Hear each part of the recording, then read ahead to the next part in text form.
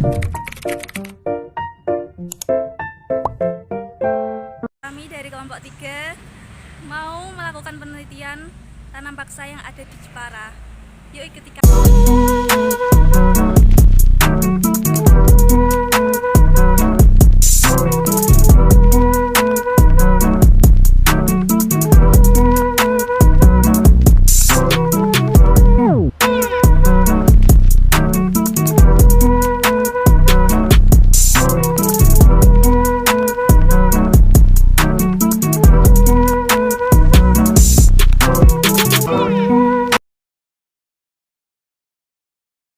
Kewajiban untuk menanam tanaman ekspor yang laku di pasaran Eropa. Yang pertama, setiap petani diwajibkan menyerahkan 1/5 dari tanahnya untuk ditanami tanaman yang hasilnya laku di pasaran Eropa, seperti kopi, nila, tebu, tembakau, dan teh. Yang kedua, tanah yang diserahkan kepada pemerintah tidak dikenai pajak.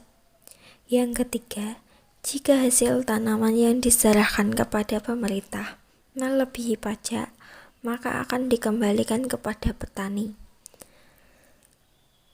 Yang keempat, waktu yang diperlukan untuk mengerjakan tanah tidak boleh melebihi waktu untuk menanam padi.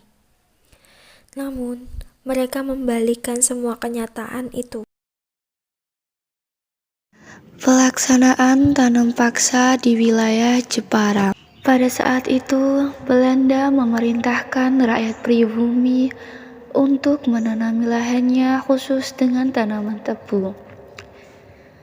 Sesuai kondisi geografis di Jepara dataran rendah, maka tebu dapat berkembang dengan baik, serta menghasilkan tebu yang berkualitas tinggi. Tebu-tebu tersebut kemudian diolah menjadi gula.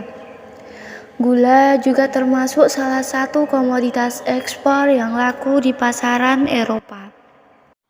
Bukti adanya tanam paksa di wilayah Jepara. Lahan perkebunan tebu.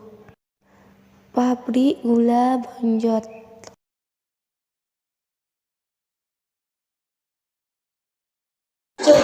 Bangunan pabrik Bonjot berada di Desa Kerasak, Kecamatan Pejangan, Kabupaten Jepara, tepatnya 17,5 km dari Kabupaten Jepara.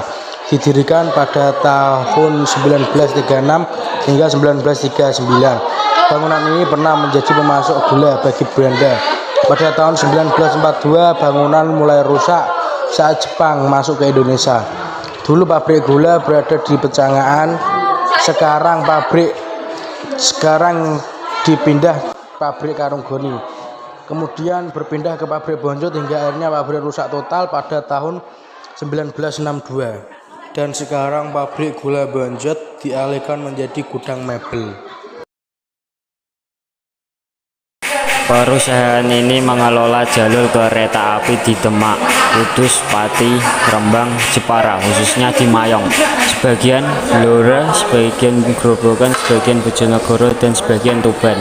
Daerah ini adalah penghasil terbesar komoditas gula, kapuk, kayu jati, tras, dan bahan bangunan lainnya yang merupakan tambang emas angkutan perusahaan SJS. Saat ini lahan SJS yang seluruhnya sudah non-aktif termasuk dalam wilayah aset 4 Semarang.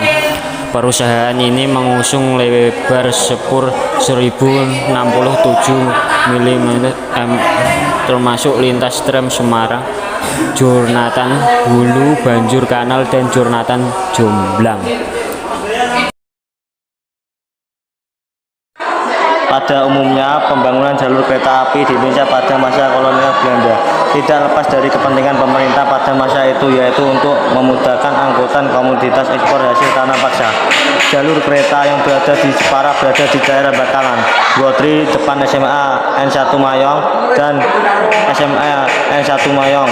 Namun rel kereta api sekarang telah tertutup oleh jalan baru serta pertokoan. Stasiun Mayong adalah stasiun kereta api nonaktif yang terletak di Pemkerep Mayong, Jepara. Stasiun ini termasuk dalam wilayah aset ke-4 Semarang. Dalam sejarahnya, stasiun ini dibangun bersamaan dengan jalur kereta api Kudus Mayong Pecangaan.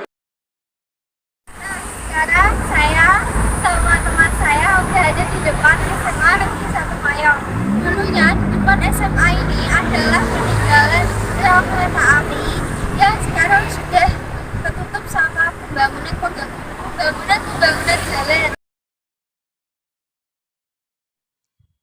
Nah, peninggalan tanam paksa di wilayah Jepara meliputi lahan perkebunan tebu.